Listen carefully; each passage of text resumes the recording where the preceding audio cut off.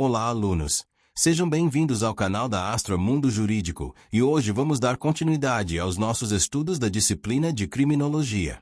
Neste módulo 2, dedicado à Criminologia Etiológica Individual, estudaremos a aula 09, cujo tema é as teorias instintuais sob a perspectiva psicológica, especialmente a relação entre frustração e agressão desenvolvida por John Dollard e posteriormente aprofundada por Milosh.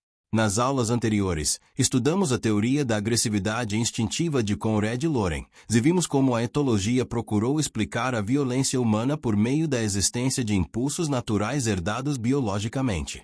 Agora, veremos uma abordagem diferente, desenvolvida no campo da psicologia, que procura explicar a agressividade como uma resposta às experiências de frustração vivenciadas pelos indivíduos.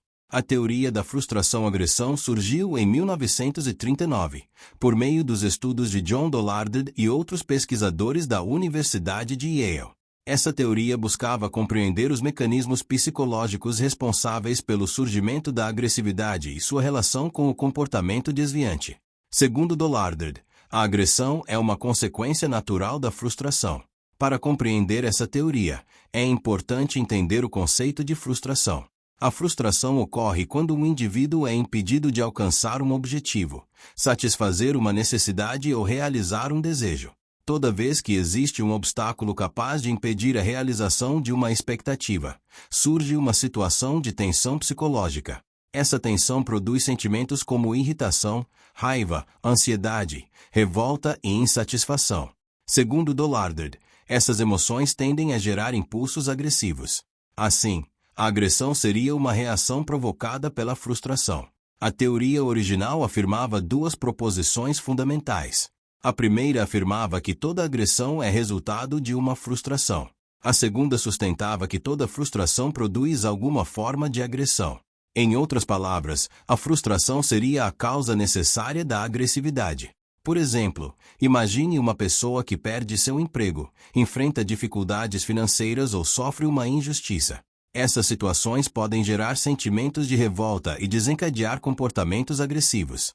Da mesma forma, um indivíduo impedido de alcançar determinado objetivo pode reagir com hostilidade diante da situação frustrante. Entretanto, os próprios autores perceberam posteriormente que a relação entre frustração e agressão não era tão simples. Nem toda frustração leva necessariamente à violência, e nem toda manifestação agressiva decorre exclusivamente da frustração. Por essa razão, a teoria passou por reformulações. Os estudiosos passaram a sustentar que a frustração não produz automaticamente a agressão, mas aumenta a probabilidade de surgimento de respostas agressivas. Assim, a agressividade passou a ser compreendida como uma possível consequência da frustração, e não como um resultado inevitável. Outro aspecto importante dessa teoria é o conceito de deslocamento da agressão. Em muitos casos, a fonte da frustração não pode ser enfrentada diretamente. Imagine um empregado que sofre humilhações constantes de seu superior hierárquico. Por medo de perder o emprego, ele não reage contra o chefe. Entretanto, ao chegar em casa, acaba descarregando sua irritação sobre familiares ou pessoas mais vulneráveis. Nesse caso, a agressividade é deslocada para outro alvo. Esse mecanismo é conhecido na psicologia como deslocamento da agressão.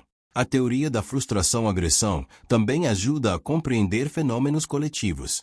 Crises econômicas, desemprego, desigualdade social, discriminação e exclusão podem gerar sentimentos de frustração em grandes grupos sociais. Essas tensões podem favorecer o aumento da violência, dos conflitos sociais e até mesmo da criminalidade. Por esse motivo, alguns autores passaram a relacionar essa teoria com os estudos sociológicos da criminalidade. Outro pesquisador importante associado a essa perspectiva foi Milosh. Milosh procurou aprofundar a análise dos fatores psicológicos envolvidos na agressividade, destacando a importância das experiências individuais e dos mecanismos emocionais na formação do comportamento. Segundo Milosh, as experiências frustrantes acumuladas ao longo da vida podem produzir sentimentos de hostilidade, insegurança e revolta. Essas emoções, quando não adequadamente elaboradas, podem favorecer o surgimento de comportamentos agressivos e antissociais. Milosh também chamava atenção para o papel desempenhado pela família e pelo ambiente social. A ausência de afeto, a violência doméstica, os traumas na infância, a rejeição social e a falta de reconhecimento podem contribuir para o desenvolvimento de personalidades mais propensas à agressividade. Nessa perspectiva, a criminalidade não seria resultado apenas de fatores biológicos, mas também das experiências emocionais e psicológicas vivenciadas pelo indivíduo. Outro aspecto importante é que a resposta à frustração varia de pessoa para pessoa. Diante da mesma situação, alguns indivíduos podem reagir com agressividade, enquanto outros desenvolvem mecanismos de adaptação mais equilibrados. Isso ocorre porque fatores como personalidade, educação, ambiente familiar, cultura e valores morais influenciam a forma como cada indivíduo lida com suas frustrações. A psicologia moderna demonstra que existem diferentes mecanismos de enfrentamento das tensões emocionais.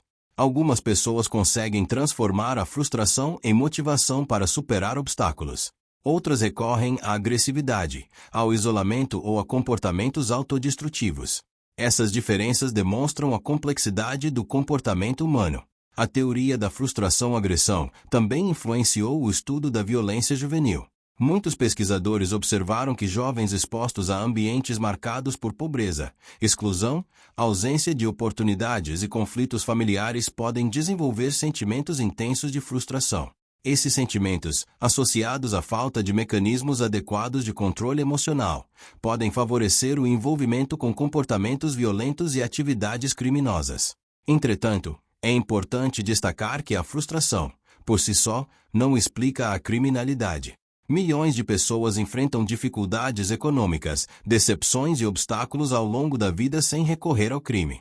Isso demonstra que a relação entre frustração e comportamento criminoso é mediada por diversos outros fatores psicológicos, sociais e culturais. Por essa razão, a teoria de Dollard e Milosh também recebeu críticas. Uma das principais críticas refere-se ao caráter simplificador da relação entre frustração e agressão. Pesquisas posteriores demonstraram que nem toda frustração produz comportamentos agressivos. Muitas vezes, a resposta à frustração pode assumir outras formas, como tristeza, depressão, isolamento ou busca por soluções pacíficas. Além disso, comportamentos agressivos podem surgir independentemente da existência de experiências frustrantes. Outro aspecto criticado refere-se à dificuldade de comprovar empiricamente essa relação. A intensidade da frustração e da agressividade varia conforme fatores subjetivos, tornando difícil estabelecer relações universais entre esses fenômenos. A teoria também foi considerada insuficiente para explicar formas mais complexas de criminalidade, como crimes financeiros, corrupção, delitos empresariais e condutas praticadas por indivíduos em condições sociais privilegiadas. Apesar dessas limitações, a teoria da frustração-agressão possui grande importância histórica. Ela contribuiu para aproximar a criminologia da psicologia e demonstrou a importância dos fatores emocionais na compreensão do comportamento humano. Além disso, influenciou o desenvolvimento de programas voltados para a prevenção da violência, para o fortalecimento dos vínculos familiares e para a promoção da saúde mental. Atualmente, a criminologia contemporânea adota uma visão multifatorial da criminalidade.